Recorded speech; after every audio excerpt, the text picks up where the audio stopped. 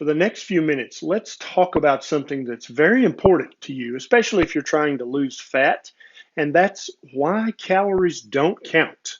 I already have another video on this channel about why counting calories is stupid.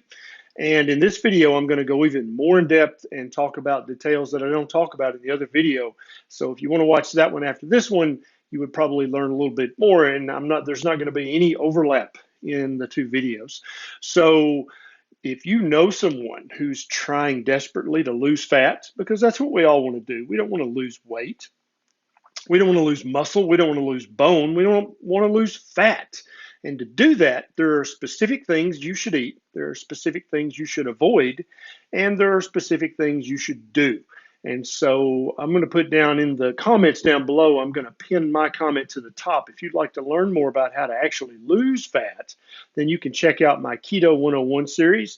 If you know anyone who is trying to lose fat desperately but just cannot, please consider sharing this video with them. You can share it on Facebook, YouTube, Pinterest, Instagram, wherever you want to share it. Now let's jump into this. There are three things I'm going to talk about, three key concepts as to why counting calories is stupid. It's dumb. It's worthless. It's a waste of time. It's actually worse than worthless because you wind up doing all this busy work and you think you're really having a meaningful effect on your health, but you're really not. And so that's really the dastardly nature of counting calories is you're so busy, you're so dedicated, you're expending all your energy mentally trying to count these damn calories and trying to lose this fat, and it fails every time. And it's been failing since we started talking about counting calories back in the 50s and 60s. Now let's get into the first concept. And concept number one is that the calorie counts you hear about are estimated and rounded. Okay, so you hear that like a gram of carbohydrate is 4 calories, and a gram of protein is 4 calories, and a gram of fat is 9 calories. Well, actually, those numbers are estimated and rounded.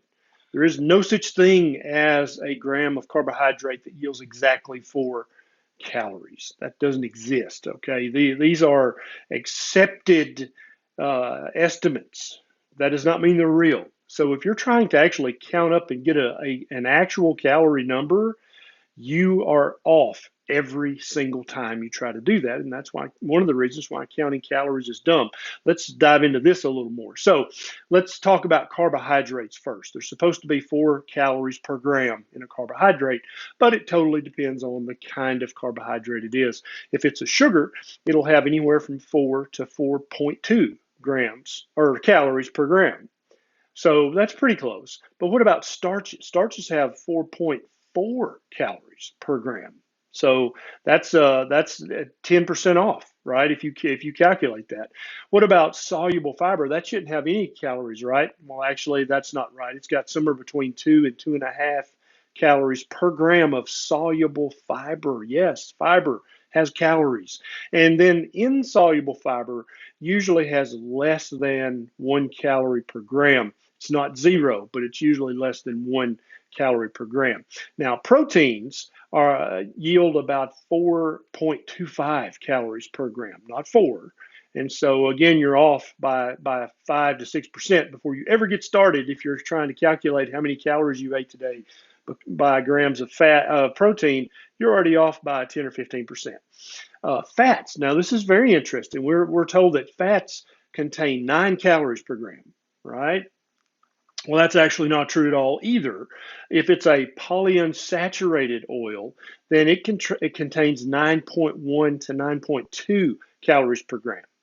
If it is an animal fat, it can be anywhere from 6.5 calories per gram up to 8 calories per gram. And so if you're counting 9 calories per gram, you can see that if you're eating certain kinds of animal fat, you're greatly overestimating the amount of calories you're getting a day. If it's cocoa butter, and this is a very unique example, cocoa butter is pure saturated fat, plant fat, but it only has 5.5 calories per gram, even though it's saturated fat. And so you can see just immediately from the first concept, you can never knowingly calculate an exact number of calories that was in your food that you just were about to eat. Okay, now concept number 2. Not everything we eat is burned as energy. And actually, we don't burn things like a little oven, burn things up. We metabolize things, right? And we extract ATP and GTP and NADH and other energy sources from this. But we're going to say burn just for simplicity. We don't burn everything we eat, okay? Now, listen carefully to this. This is very important. Once you understand this concept, you can't be fooled by the calories in, calories out superstition anymore. So if you eat carbs, then you're going to burn all that's going to be burned for energy. We don't make anything in our body. No structure, no cell, no tissue is made out of carbohydrates.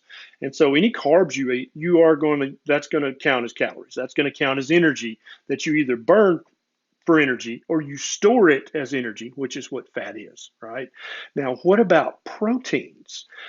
When you eat a steak, do you burn all that protein for energy? Do you metabolize all that? Absolutely not. In some cases, the majority of the protein that you eat is not metabolized. It's not burned at all. So what happens to it? We do digest the protein. Everything we eat has to be digested. So we break down the protein into its constituent amino acids. But then our body uses those amino acids to make cells. We have trillions of those, right? To make the organelles in cells. We have hundreds of trillions or quadrillions of those. It uses your protein to make enzymes. Every repair that's made to every tissue and cell in your body uses the amino acids, so therefore proteins. What about your skin? Every day you use an appreciable amount of the protein and amino acids you eat to make and rebuild skin. What about your blood? What about your muscle? What about your bones? All these things, you use directly the amino acids that come from the proteins as building blocks. You don't metabolize that protein. And so if you say, okay, I had 100 grams of protein today, that's 400 calories. That's not even close to right. You probably used almost all 100 grams of that protein to build and repair with. You can't count that as calories. And so again, it's unknowable how many calories you ate today or how many calories you plan to eat tomorrow because you don't know how many grams of the protein you're going to use to build and repair with. Same goes for fat, the other macronutrient, fat. So we eat 100 grams of fat today, right? We're on keto and we eat a lot of fat. Is all that either burned as fuel or stored as fuel in the future? No, you use the fat to make and repair every cell membrane in your body, which there are trillions, right? You use the fat to make bile acids. You use the fat to make myelin sheaths around every axon in your body. You use the fat to make prostaglandins, to make hormones, to make prostacyclins, to make leukotrienes. All these things are made directly from the fatty acids that come from the fats that you eat. So you can't count the total number of grams of fat and multiply by 9 and say that's how many calories you got today. It just doesn't work that way. The human body is much, much more complicated than that. Now we're going to add a layer of complexity because every single day you're going to need more or less protein depending on how much you slept, how hard you worked out, how upset you were, what kind of stress you're under. All that stuff matters, and it's different every single day, and that goes for protein and fat. You'll need more hormones tomorrow than you needed today. Therefore, more of the fat you ate didn't get burned as fuel or didn't get stored as fuel. Does that make sense? So you can never know how many of the grams of protein and fat that you ate were actually burned as fuel or stored as fat. You can never know that number because you don't know how much you needed to repair and to rebuild and just to build and to grow. You never know that number. Now the third concept, and this speaks directly to food manufacturers, okay? As I said earlier, the amount of calories that are in foods is estimated and rounded. And of course, food companies want you to buy the product, so they want it to look as attractive as possible. So if they can round down, they will. If they can round down the amount of carbohydrates, they will. If they can call a carbohydrate an insoluble fiber and make you think it has 0 calories when it in fact does not, they'll do that, right? And so we'll take an apple for example, right? This is one of Abby Grace's apples. How much does this apple weigh? How ripe is this apple? Which species is this apple? How long has it been on the shelf? All those things matter when it comes to the percentage of starch versus sugar in this apple, right? So you can never know that. If my apple is not your apple, we don't have the same apples. Every single apple is different. Every single piece of fruit is different. Every single piece of vegetable is different. There's a different number. It's a different weight. And if you don't know the exact weight, the exact species, and the exact date that it was picked, how long it's been on the shelf, how ripe it is, then you cannot know the calorie content of this apple. Same goes for this rasher of bacon. See, my bacon is not your bacon. This is my bacon. My bacon weighs a different amount. It has a different percentage of fat versus percentage of protein. What species of pig? Does that matter? Yes, it matters. Does it matter if this pig was pastured or was fed lots of grains? Yes, that absolutely matters. This is not the bacon you're looking for. Okay? Do you understand what I'm saying? My bacon is not your bacon. You can never know how many calories are in a slice or a rasher of bacon. You can never know how many calories are in anything that you eat, number one. Number two, you can never know how many of the calories worth of protein and fat that you actually didn't burn that you used to rebuild, repair, and renew.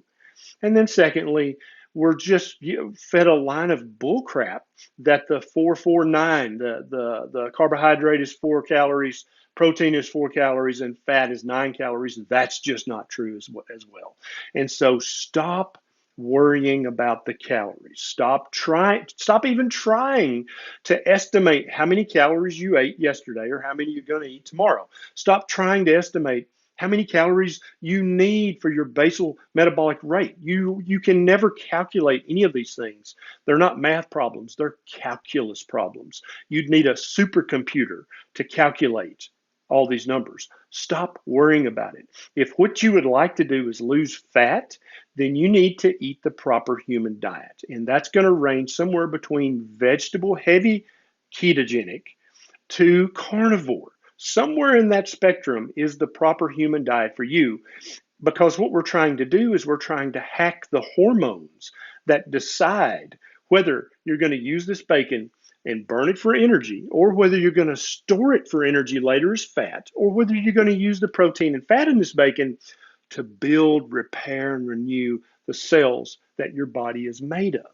The hormones decide that. So you need to eat a diet. You need to have a way of eating and a way of living that honors those hormones and moves them all in the right direction. And that diet, that way of eating, is the ketogenic way.